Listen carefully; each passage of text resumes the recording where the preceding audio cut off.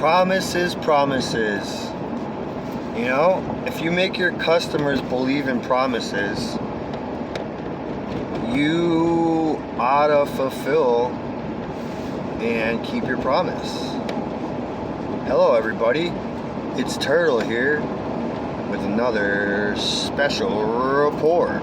Go to Turtlecast.com for more episodes, and you can email me at turtlecastusa@gmail.com. Alright people, alright my turtles and my turtleettes,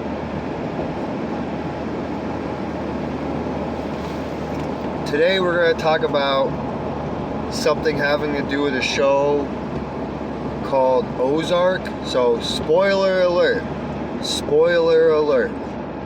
I am going to be talking about one of the latest, I think the last season of Ozark, and if you haven't gotten up to this, you might not want to listen to this Turtlecast.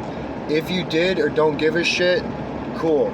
I'll try not to give away too much either way, but you're gonna be spoiled if you are watching the show, whatever, and you're not on whatever season's on right now. I think it's the last season, like halfway through it. So anyways, I'm gonna jump right in it, and I'm gonna let you know what I thought of when I saw the show.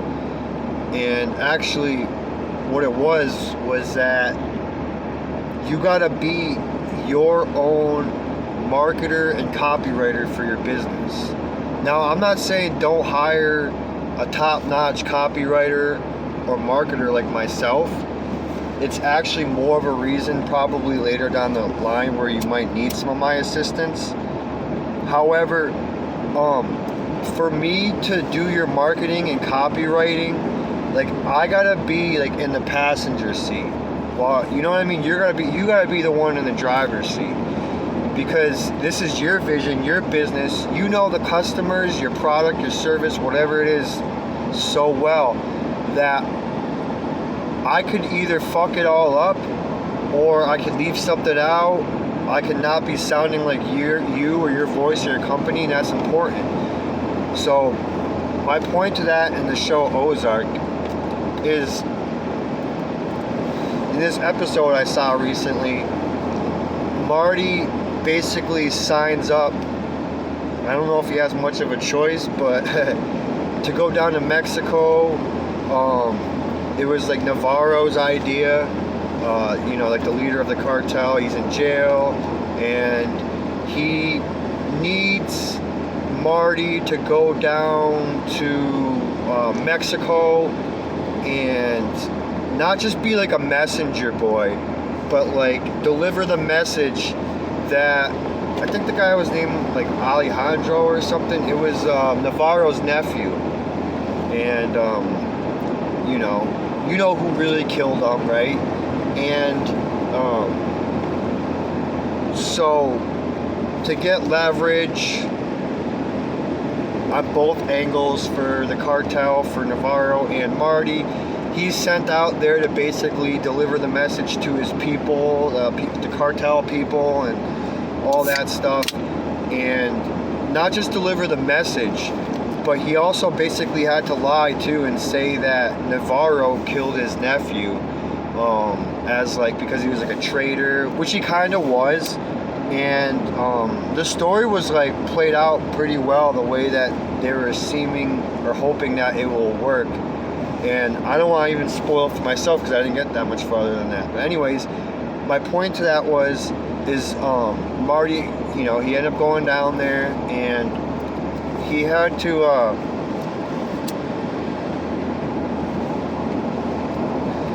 tell them, you know, that this guy was a traitor, and that he was dead, and that Navarro's trying to maintain his position in power even though he's in jail in U.S. So not to give you too much more of those details, Marty was the only one for the job. That's why I bring it up. He went down there and he played it so fucking well, because what he did too is he said that Navarro wanted like everybody's like books basically analyzed and looked at by Marty there, or he just wanted to almost like see like the holes in the bucket, like, which is kind of what I do in my business. Again, you can email me at turtlecastusa@gmail.com. Not for cartels, obviously, or anything like that, or anything illegal, but I'm just saying, like, Marty not only was clever enough to get these people not to kill him, basically trust them, not just be like some messenger guy, and you got the whole cartel, each individual one, to show them the books and, like, you know, and all their doings, and it was actually able to give them like good credible you know, like accounting advice too for what they were doing. Almost, you can almost say. So it was kind of clever. But my whole point of bringing that up was that if they sent anybody else out there, even if it was somebody from the cartel, it wouldn't have gone down like that. Because you even see that, like, somebody messed up a decimal point, like the cartel's accountant guy or whatever, and they roughed them up very, very bad. Let's just say, right? If you got to that far. And see, my whole point to that is that if they sent like Wendy, or if they sent any other cartel member, or just anybody, it wouldn't have worked out the same. Because why? Same thing. Marty's a good marketer and salesman too. You gotta remember how he got to where he was in that show, right? In that story. So he was able to sell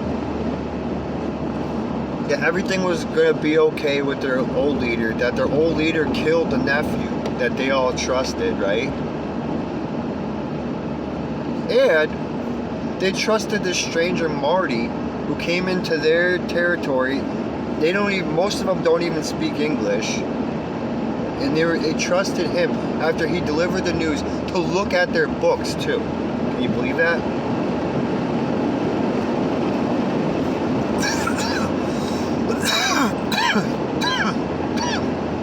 So if you're marketing your services, your product, or whatever, you need to be in the driver's seat. You got to be the one that goes into foreign lands.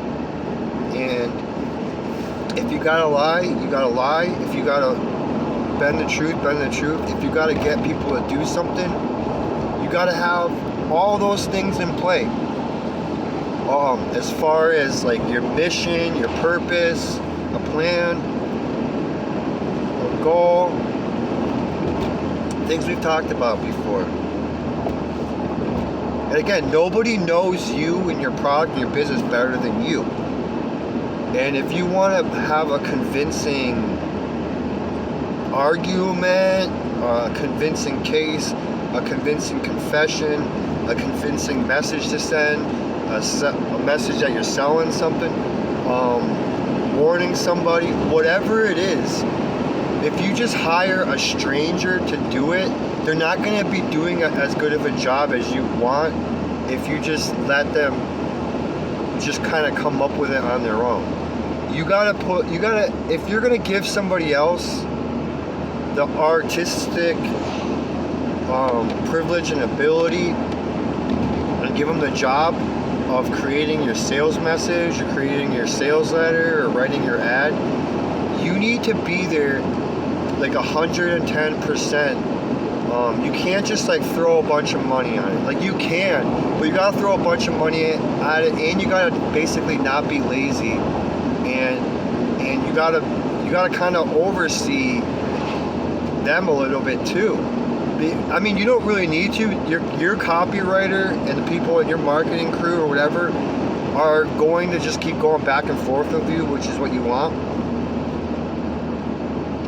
So there shouldn't be much trouble there.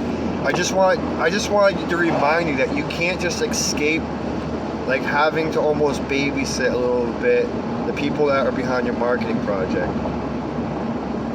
Only because if you don't, you can ruin your whole business. You know what I mean? If they cough, they sneeze, they use the wrong words, whatever it is, you know what I mean? That could be a big deal for you.